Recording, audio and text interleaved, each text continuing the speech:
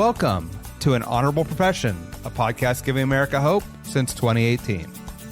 I'm Ryan Coonerty. Along with Debbie Cox Bolton of the New Deal, I'm lucky enough to be your co-host.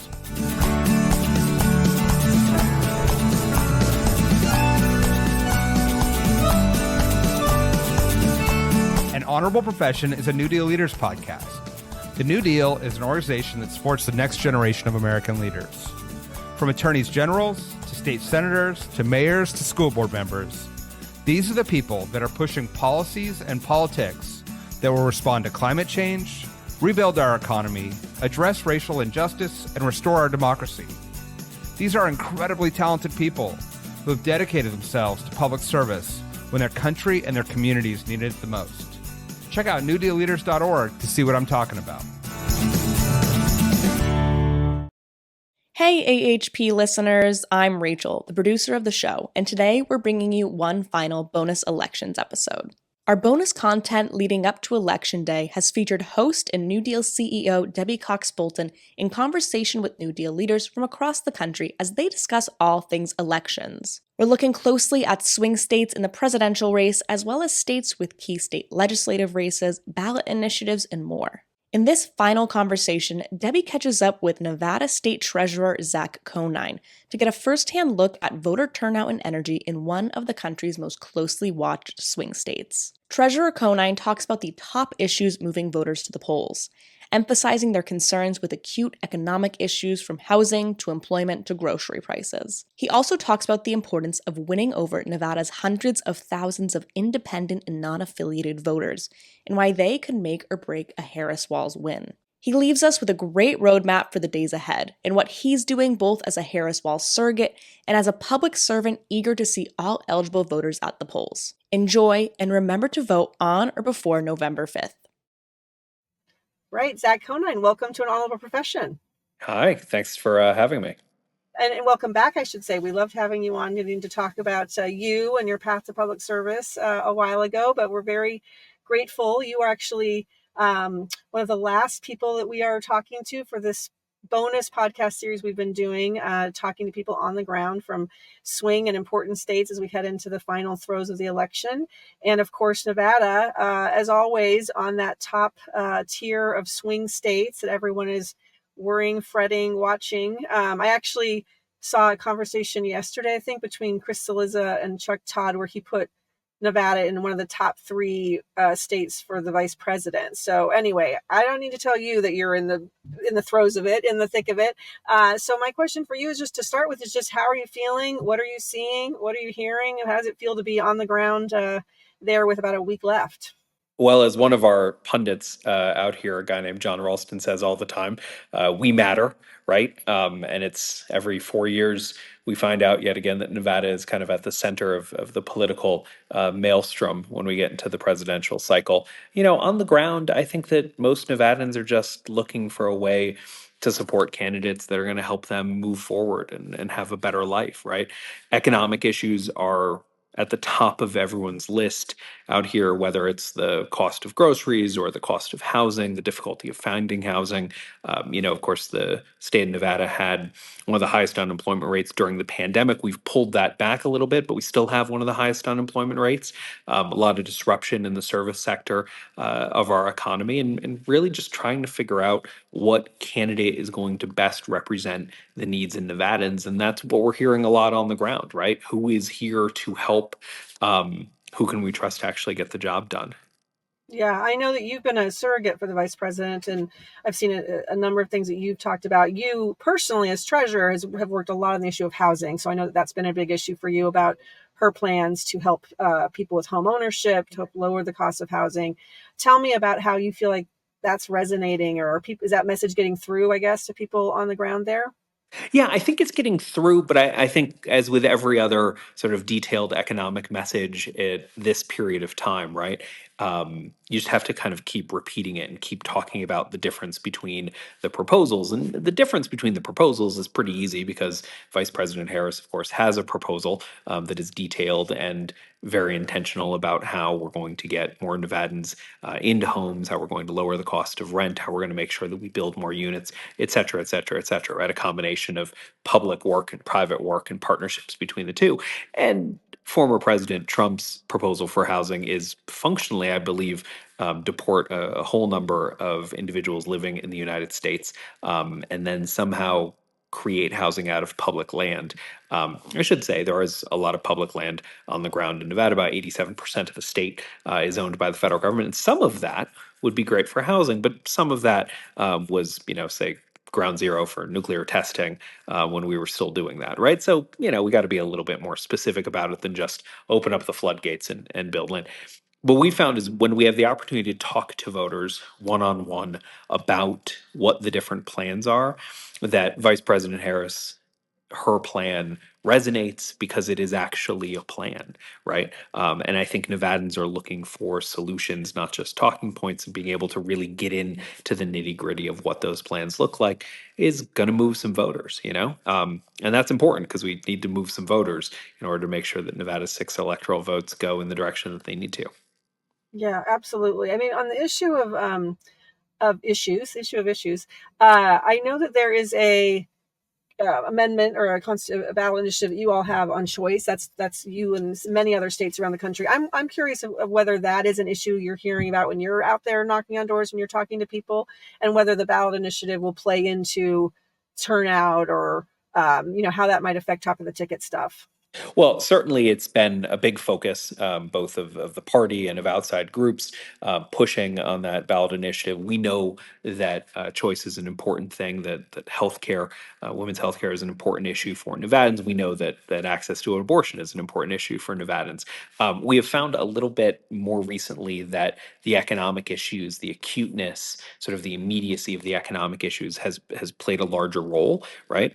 We know, just based on the number of independents that we've already seen doing early vote, that something is driving independents to the poll. I expect that question 6, the choice question, is part of that work, right? And I think it's an important, again, contrast between, say, our Senate candidate, the existing Senator Jackie Rosen, who's doing an amazing job and is a champion for women's health care, and her opponent, Captain Sand Brown, who's, well, exactly the opposite, right? And so I think making sure that we're talking about each of these issues, as you know, elections aren't always just based on one item or another item. Sometimes it's a combination of items and how a person feels. Sometimes they're single issue voters. And so making sure that the electorate knows where the different candidates stand on things that are important to them matters, because you don't know what that specific thing is going to be that takes someone from being maybe on the sidelines to being a voter. Yeah, you mentioned your Senate race. It seems like Senator Rosen has held a pretty substantial, or a meaningful lead over Mhm. time. Where it feels like the presidential is much closer, at least from the polls I'm seeing. What do you attribute that to? Is it that people know her, or what is or said differently, like what do you think is going to be the best argument that the vice president can make in the closing days to try to kind of pull away with it? Yeah, I think, Senator Rosen's been over the last 8 years serving Nevadans both in Congress and the Senate, and has done a really good job, I think, of being present, not just for the Nevadans who she can kind of count on from vote, right? Those urban centers, Las Vegas and Reno, places that have gone historically for Democrats, but also in our rural communities, which are just not full of a ton of votes for Democrats. But she is there consistently, just like our other senator, Senator Cortez Masto, really just doing the work, right? And one of the things that stuck out to me, I was at the Labor Day parade in Fallon, which I go to every year, and usually in off years, I'm not up this cycle. You don't see a lot of people at that parade, right? Um, and Senator Rosen's team was there, and I was talking to some folks who are, you know, Republicans, like deep red, ruby red, vote Republican, top of the ticket, the bottom of the ticket. But last time around, they voted for Senator Cortez Masto, and they voted for me and others who had spent the time in those communities. And this time they were planning on voting for Senator Rosen. Um, you know, Captain Sam Brown seems like a nice enough guy, and we certainly appreciate his service. But he's not a Nevadan, and he hasn't spent Mm. any time being in Nevada. He came here to run for office, which he's now doing for the second time, and that's fine, but it's not really appreciated on the ground. And I think his work hasn't broken through in the same way that Senator Rosen's work broke through. When you compare that to the presidential election, of course, it's much harder for a candidate to spend time in areas where they just know, right, they're not going to be able to get a majority of the votes. And so they spend their time where they can. Vice President Harris will be back in both Reno and in Las Vegas again one more time before the election this week. And they've come a number of times, right? They've spent the work, they've done the work on the ground. I think the work that needs to be done or needs to continue to be done is to just continue expressing the difference between the policies versus the pontificating, right? Like the difference between actually knowing what to be done, what needs to be done, and how to get it done, versus just yelling and looking for someone to blame for the nation's problems. I mean, there's a real difference there, and I think the more people spend time comparing what Vice President Harris would do versus what former President Trump says he would do, I don't think there's a lot of choice there. And so we expect that independents are going to go very strongly for the Harris Waltz ticket. We're seeing that kind of energy on the ground, and we're hopeful that that continues to go through and pulls her over the line next Tuesday.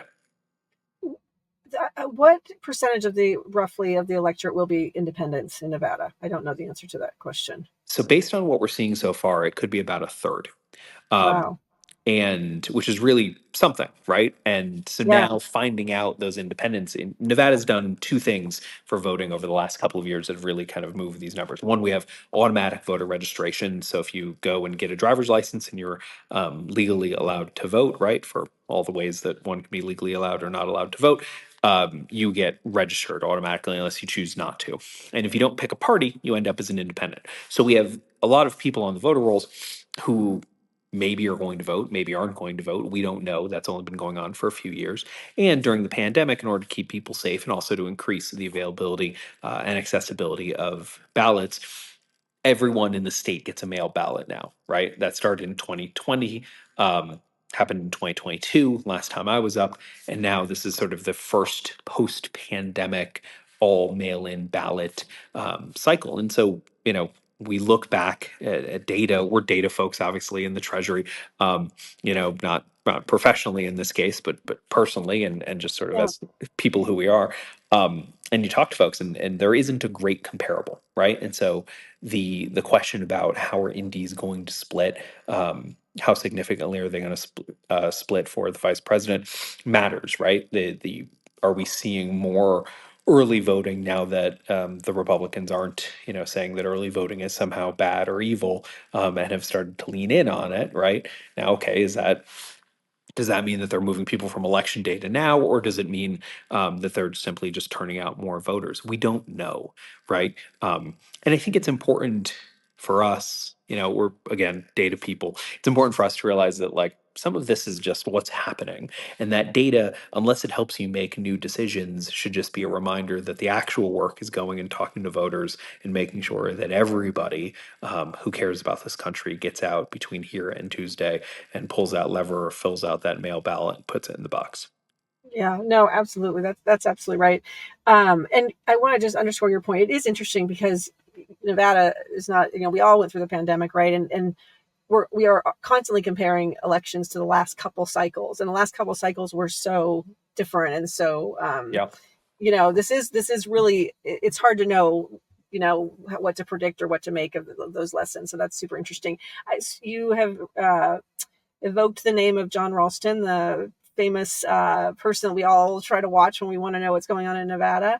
I know that he has raised the alarm bells, I think today or in the last couple of days, about some of the early voting and just seeing so many more Republicans return ballots. Of course, we don't know who those Republicans are voting for. There's a chance that Republicans are deciding that they can't vote for Trump. So just anything, kind of goes to a little bit what you were saying there, but any thoughts about, and it could go to the fact that, again, to your point, Republicans were told not to vote early before, and now they're being told to vote. So maybe it's not even a difference of who will actually turn out to vote overall. They're just going to vote earlier than they were. So I don't know, any further thoughts on kind of anything you can glean from what you're seeing in the early voting so far? No, look, I mean, I think we see a number of different ways where this could turn out being positive for Democrats in the long term. I think, frankly, right now I'd rather be them than us, right? It's better to have the ballots in the box than to have the hope that the ballots will be in the box down the road. I do think, to your point, it's a very interesting election, and the concept that there are going to be a lot of voters we expect for Harris who are going to vote for Rosen, but we also expect there might be some Trump voters who end up voting for Rosen, right? That they're going to be this split ticket kind of comfort level, right? Which really exists in Nevada. I'll remind you in 22, we won the Senate race, Senator Cortez Mastro's race. But we also lost the governor's mansion and two other statewide constitutional offices, while myself and the attorney general were reelected and our secretary of state was elected for the first time as Democrats, right? So we have the ability as a state to do things that are a little more moderate, a little more, sort of back and forth on ballots. People have that level of flexibility intellectually, which I think is, kind of good from a state perspective, but certainly makes it a lot harder to figure out what's going to go on. I expect John Ralston will do his predictions as he usually does, on the Sunday before the election or the Saturday before the election. And if past his prologue, he'll be right with most of them. All right, that's a good plug for all of us to tune into that. You mentioned your Secretary of State, which made me remember that I wanted to ask you, because an issue that I know is kind of there's a conundrum about whether democracy is on the ballot here, whether that, I think we all know democracy on the ballot, but whether or not that will translate into votes, whether people will vote because of the democracy issue. To your point, your Secretary of State won for the first time running as a person who, like other secretaries of states around the country and some attorney generals as well, ran on protecting democracy, making sure that elections were fair and transparent, and kind of in face of the big lie, which is still, of course, being a huge storyline that the GOP is still pushing. So I'm just curious about whether or not you're here. I know that you've got at least one, a couple actually ballot initiatives right on the ballot that are democracy related. A ranked choice voting initiative, I believe, and then also an voter ID ballot initiative. So, do you think democracy will play any kind of part in who wins at the top of the ticket, and what are you seeing on some of those ballot initiatives? Yeah, I think it will, but I guess I would say that I'm trying to figure out the kindest way to say this. We all care about the nation, and we care about democracy, and we care about rule of law and everything else. And that concern is a lot less acute when you are trying to pay your rent, or trying to figure out where your kids are going to sleep, or trying to figure out how to put groceries on the table. And That's fair. so, where I think we have to be sort of really intentional is making sure that as a party, as elected officials, as just individuals who deeply care about this work, right? That we meet people where they are. And sometimes that means dealing with the thing that's right in front of them, as opposed to making the larger sort of, my gosh, what will happen to us as a nation? It's harder. I mean, when we talk to families at the door, when we talk to members of the culinary local 226, or nurses who are doing home health care, right? It's harder to make the case that, like, look, stuff's bad, but the democracy, right? Like, we got to preserve the democracy. And a lot of folks are like, yeah, maybe I'll do that, but I really am worried about these other things first. And so I Yeah. think the strength of the Harris Waltz ticket out here is when they lean into, when we're all able to talk about how much better the economy is when it is about the people, as opposed to about a few people. That message really seems to be resonating a lot more than kind of the larger, broader, I hate to say ephemeral, because it's not true, right? It's an actual thing, but it is a lot less acute than the economic issues, at least in our experience and the folks we're talking to. Yeah, no, I think that's absolutely fair. We had Mike Madrid on the podcast a while ago talking about Latino voters specifically, which I know you have a very large Latino population in Sure do. Yeah. Nevada, and who was a Republican uh, strategist, right? And we were talking about what it was going to take to win Latino voters across the country this time around. This was back in the early summer, I think. And he was just like, look, it comes down to economic issues. To your point, it comes down to, what Latinos want is affordable housing and a aspirational economic agenda, period. And the people who can lay that out are going to win them. And that's, there was a lot more detailed about, parts of the country and generations. But at the end of the day, that was his argument. And I think that, to your point, I think that's bearing out. And I am happy to see the vice president and Governor Walz lean in on those issues like you're talking about, that matter most to voters. So with a couple I don't know when this is going to air, but we are talking 7 days before the election. What are you going to be doing in the last week? What do you think the most important thing anybody else can be doing in the last week is as we finally get to election day?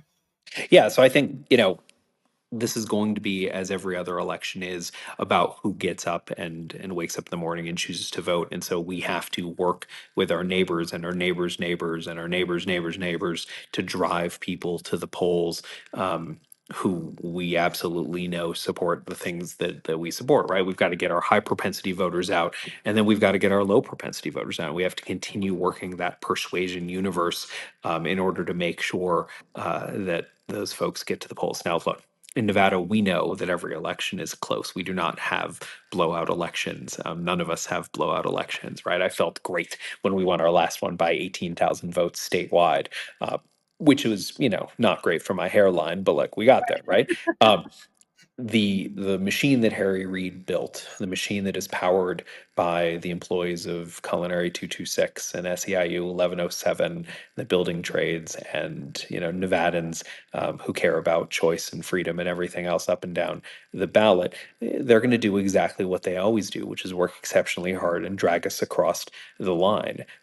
What I think everyone should be doing in a swing state right now is making sure that in their specific universe, the people right around them, has everyone voted? Okay, and in the second sort of circle, has everyone voted, right? If there's that person on the street that they talk to and see every once in a while, have they voted, right? Have their friends voted? It's going to be that. We're going to win this thing on the ground. It's not going to be the millions of dollars in advertising, and it's not going to be the I did see that Vice President Harris is advertising on the Sphere, which is super cool. Oh, But we're wow. going to make sure that everybody who sees that knows how to get to the polls, is registered. You can do same day registration here in Nevada, which is deeply important. We got to make sure they get out there and they actually do the thing. I'd like to say that there's some sort of silver bullet to win elections, but unfortunately, I think it's all going to come down to hard work. Yeah, as most things do in life, right? As most things do in life. Well, thank you. We will keep an eye out for you on the tarmac yet again when the people touch down and see you in Las Vegas. I've enjoyed seeing those pictures of you. But thank you, Zach, for spending some time with us today to talk to us about what really is going to come down to one of the states that will decide this election. So appreciate your perspective. Thanks for having us. An Honorable Profession is a New Deal Leaders podcast. Thanks to the team at New Deal for producing this episode. We encourage you to bring honor to public service, and because we keep things honorable, no tax dollars are used in the making of this podcast.